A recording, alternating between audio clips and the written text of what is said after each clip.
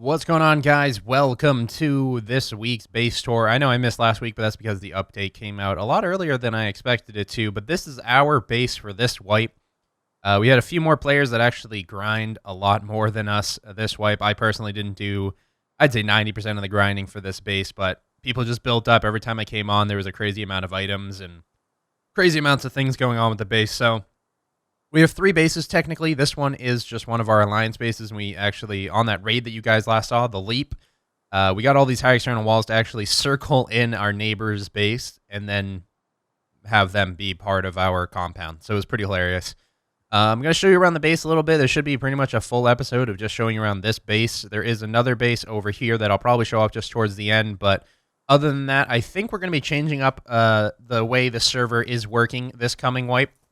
A few people have been pushing for a 2-week wipe cycle, but we're not sure how we're going to do it yet, and we'll probably be deciding on that throughout the week as we play. This is the main base, in case you're wondering, but we're not really sure what we want to do here. A lot of people are kind of like, oh, we built these massive bases and they disappear in a week, and we never even get to the point of being able to raid them. So we're working on possibly doing a 2-week wipe cycle.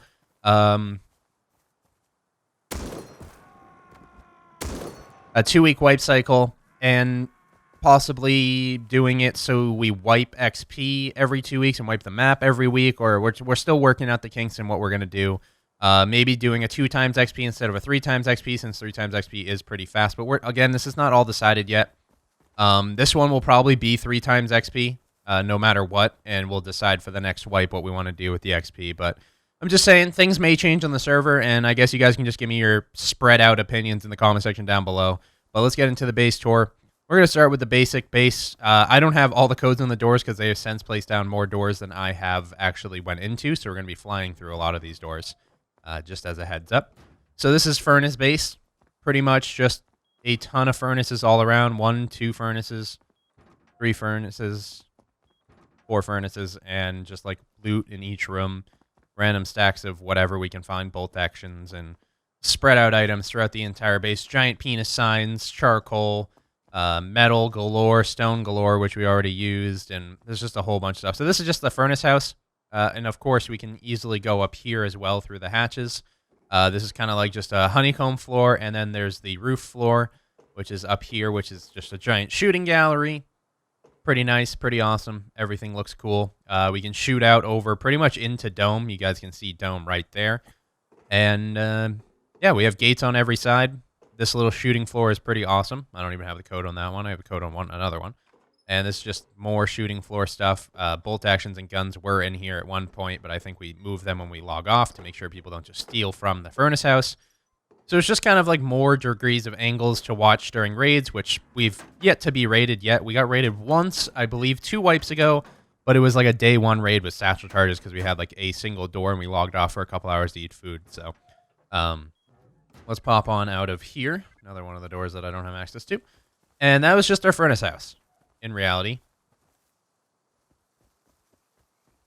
That's actually one of the guys in the clan. He's just screwing around on the last day. So you can see that was our shooting gallery. There was also this bird's nest up top if we really needed to shoot even farther ranges or look out for airdrops. Just kind of like a lookout post.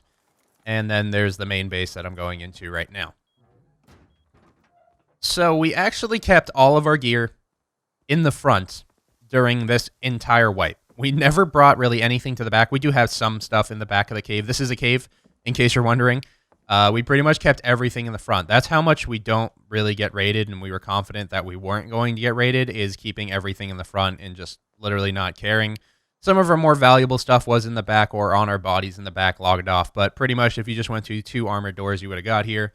We have this turret as well to shoot people if they were to come in and whatnot. So here we go, a couple more doors. This was a really, really easy base towards the beginning and towards the end.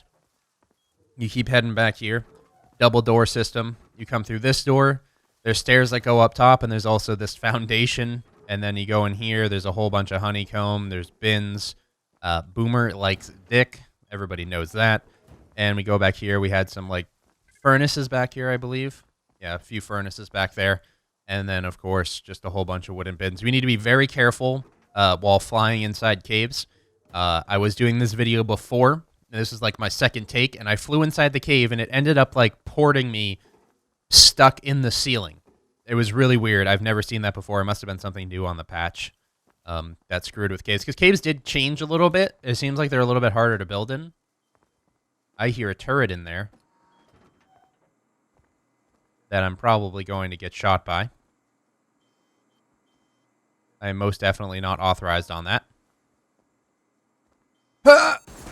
We're good. We're good. I believe in myself. Let's turn our HUD back on to see if we're bleeding. We are indeed bleeding, but that's fine. I'll be able to get by it. And this was most of our more dangerous gear. Metal face masks, AKs, ammo, turret stuff, rocket launchers, explosives, high-qual metal. We're good. We got through. And that was mostly the entire base. It was a cave base. To get to the back of that, I think it was along the lines of you'd have to go through a wall unless you could actually build over one of the high external walls. It was in the 18 to 20 C4 range to get to the back of our base if you went through doors, and it was like if you knew exactly where the gear was, it probably would have taken 10 to 12. So it wasn't anything nutty or crazy. There's also this top floor that I didn't show yet. Just more gear, more stuff up here, etc., etc. Bins, ammo, guns, all this other stuff. So it was just a pretty basic base. It looked cool as hell from the outside, and it was also really scary as hell from the outside. That's probably one of the reasons why we never got raided. Also, building big is the way to go, and if you build big, it looks harder than it usually is to raid. Hey, Gangrel. Okay. So that being said, it's about to be nighttime. I'm going to change it to daytime, and then we're going to go look at one of the other bases on the server that was extremely huge. So, yeah. So this is one of the biggest bases I have ever seen. Probably the biggest base I have ever seen on my Rust server personally. These guys were technically quote-unquote allies to us. Usually we ally with one or two neighboring tribes. That way we don't raid each other. We don't shoot each other while we're out gathering gear. And these guys just turned out to get extremely huge because when we first allied with them, they had like this. And then when they finally finished, they had this. So the coolest thing about this base is this is their noob town. This is where they had noobs. They had a fucking arena for people to noob fight and fight to the death to become their slaves. It was like a whole area. So this is swag headquarters. Essentially, this is where the slaves would go in, drop off their gear. They could fight if they wanted to. This was the viewing platform for their arena, and it was just pretty epic. I never came over here to actually watch any of the fights. I don't know if there actually was any fights. We're going to try to not to show off like internals or anything. I never usually do unless it's my base because I don't want to give it away in case they decide to build the same build on a different server. I am extremely confused and baffled at how they were able to place this many foundations without breaking it up. This was like probably the flattest area they could possibly build on. They had water right here. They never had any issues with water. They never had any issues. They did get raided once. They actually did, just to go to show you don't have to quit after a raid. These guys did get raided, and they lost all of their gear once. But they came back. They are technically, I guess it would call it a Zerg clan because they have 10 primary members, around 10. I don't want to say the wrong number, but they had about 10 primary members, and then they had a lot of slaves. I only knew of 2 slaves, but they could have had more. And then they built this. So there really isn't anything to it. They're try-hard clan. I don't know who drew that. I don't know if you can actually import stuff, but that is a really good drawing. And it was one of the only bigger bases on the map. I pretty much stuck around Dome the entire wipe. I never really left Dome. I never really left this area, which kind of sucks. I like to build in the center of the map, but it just turned out that there was an open cave. We broke into it, and then we built on it. So that being said, that is it for the server tour, really. I'm not doing anything crazy this wipe. There's really nothing to show, and it's kind of just babbling on about stuff anyway. My base is over here, but I'm flying under the map right now because things don't render in at certain distances. There was also another neighboring tribe over in the lake that I guess I will show off real quick. They built in a Beyblade design. Personally, I know how to raid every Beyblade design, but I never did. So as you can tell, that half of their base is not rendering in, so I don't want to look at it in case they do join the server again and build. There we go. Now it's fully rendering in. So this is their Beyblade design. And then, of course, they had the everything going, the furnaces, the TCs on the outside, everything. Probably their shooting house just over here. And it was a pretty cool base design. Nobody ever raided them, I don't think. They might have got raided day 1 or 2. They were not friendly at all with us. We fought with them constantly, but we had the height advantage, and most of the time, if they came over, it would be pretty much ruined for them because they never built up. So that's really it. Again, if you guys want to join the server, the information will be in the description of the video. And if you want to find out more and give some input on how we are running the server, obviously you can just leave comments and we'll figure some things out. We do have pretty active moderators now, pretty active admins that are not playing. And I'm working on trying to get rid of all my friends' moderator stuff, but it's going to take some time to get all that done.